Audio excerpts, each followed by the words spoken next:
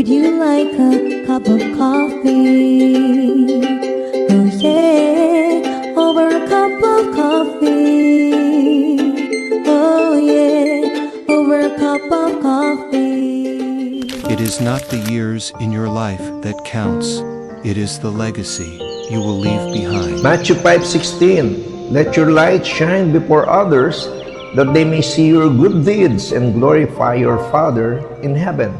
Mapaikli o mapahabang buhay, ito yung gusto ng Panginoon, that our light must shine before others. Makapag-iwan tayo ng mga magagandang legacy sa buhay. May mga kabataang maagang binawian ng buhay, pero sila ay nag-iwan, nakapagtatak ng legacy upang tularan.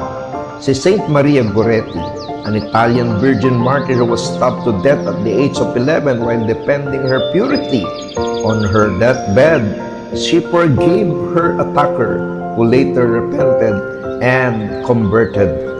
Si Saint Dominic Savio, a student of Saint John Bosco, who was known for his piety and cheerful spirit, he died at the age of 14 from an illness, but his life was so exemplary that he was canonized.